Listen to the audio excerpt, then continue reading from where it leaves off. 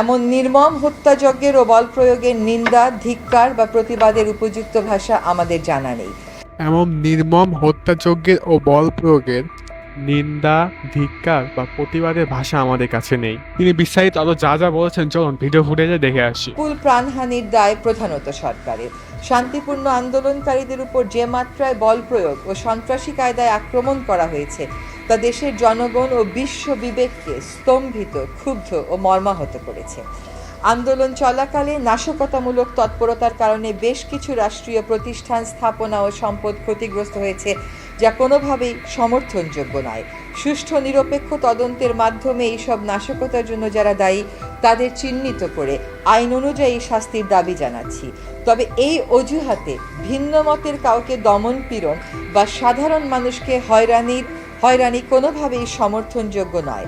আমরা ক্ষুব্ধ যে প্রাণহানি, জনতার উপর হামলা ও গুলিবর্ষণের কোনো তদন্ত না করে পুলিশ শুধুমাত্র নাশকতার মামলা দায়ের করে হাজার হাজার অজ্ঞাতনামা লোককে আসামি করছে, কয়েক হাজার লোককে গ্রেফতার করেছে। এদের মধ্যে অসংখ্য নিরীহ নাগরিক, শিক্ষার্থী এবং তাদের পরিবারের সদস্যরা রয়েছেন বলে অভিযোগ উঠেছে। নাশকতার ঘটনার সময় তা প্রতিরোধে উপযুক্ত ব্যবস্থা নেয়নি সরকার, এবং সরকারি বাহিনীগুলো কোনো কোনো ক্ষেত্রে নীরব দর্শকের ভূমিকা পালন করেছে বলে গণমাধ্যমের রিপোর্ট থেকে জানা যায়। সুষ্ঠু তদন্ত করে তাদের এই ভূমিকার রহস্য উদ্ঘাটন ও জনসম্মুখে তা প্রকাশ করা জরুরি।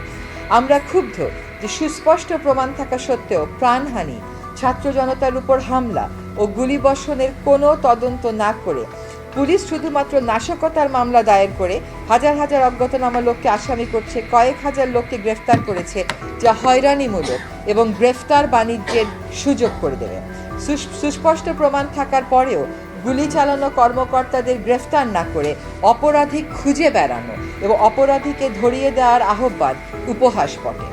এভাবে নিরস্ত্র মানুষকে হত্যা, গণগ্রেফতার, অবৈধ আটক, নিপীড়ন ও নির্যাতন সংবিধানের 31, 32, 33, 35, 37, 39 অনুচ্ছেদ, সার্বজনীন মানবাধিকার ঘোষণা এবং বাংলাদেশের জন্য প্রযোজ্য বিভিন্ন মানবাধিকার দলিলের স্পষ্ট লঙ্ঘন।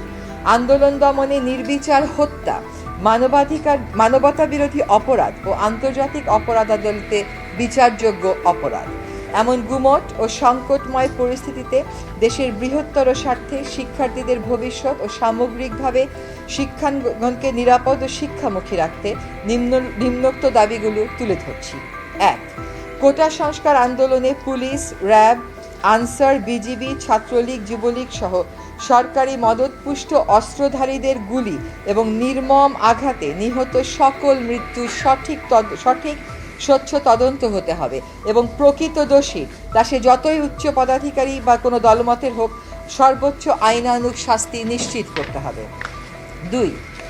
স্বাধীন, গ্রহণযোগ্য এবং বস্তুনিষ্ঠতার স্বার্থে প্রতিটি হতাহতের এবং আইন শৃঙ্খলা বাহিনীর অস্ত্রের ব্যবহার ও বল প্রয়োগের বিষয়ে জাতিসংঘের উচ্চ পর্যায়ের বিশেষজ্ঞদের তত্ত্বাবধানে তদন্ত হতে হবে। এই প্রক্রিয়া দ্রুততম সময়ের মধ্যে শুরু করতে হবে। 3. ইতোমধ্যে সংগ্রহীত ছবি, ভিডিও ফুটেজের মাধ্যমে চিহ্নিত সকল হন্তারক ও আক্রমণকারীকে অবিলম্বে গ্রেফতার করে আইনি প্রক্রিয়া শুরু করতে হবে। এ ব্যাপারে কাল বিলম্বের কোনো সুযোগ নেই। 4. জাতির ইতিহাসে সংগঠিত এমন নজিরবিহীন হতাহতের শিকার সকল নিহত আহত নাগরিকের পূর্ণাঙ্গ তালিকা সরকারকে অবিলম্বে প্রকাশ করতে হবে।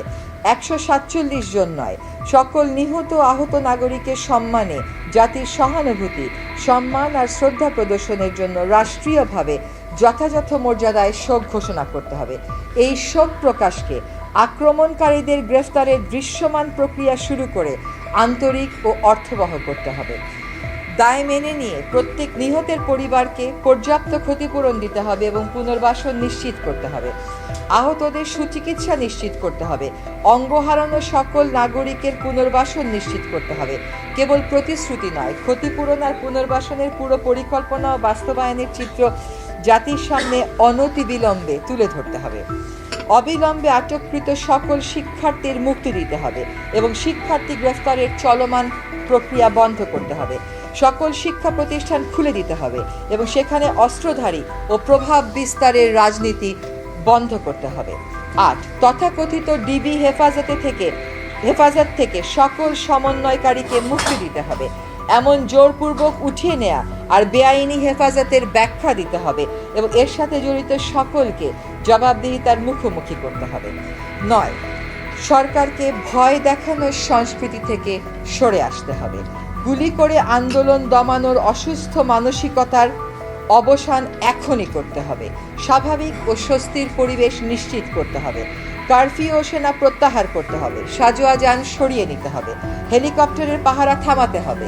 ব্লক রেড, গণগ্রেফতার, ছাত্র অভিভাবক হয়রানি বন্ধ করতে হবে। আমরা স্বাধীন দেশে মুক্ত পরিবেশে বসবাস করব, কোনো বদ্ধ নিয়ন্ত্রিত আতঙ্কের পরিবেশে আর নয়। অবাধ তথ্য প্রবাহে আরোপিত সকল বাধা দূর করতে হবে। ইন্টারনেট ও সামাজিক যোগাযোগ মাধ্যম পূর্ণ মাত্রায় খুলে দিতে হবে। আমাদের হয়তো এখানে গণমাধ্যমের উপর আরোপিত অলিখিত নিষেধাজ্ঞার কথাও বলা উচিত ছিল, সেটা আমরা মিস করে গেছি।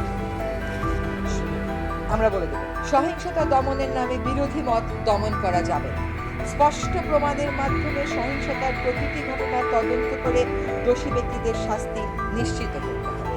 আমরা দেশবাসীকে কঠিন আত্মপ্রত্যয়, সাহসিকতার সাথে দলমতের ঊর্ধ্বে উঠে সক্রিয় ও দায়িত্বশীল ভূমিকা পালন।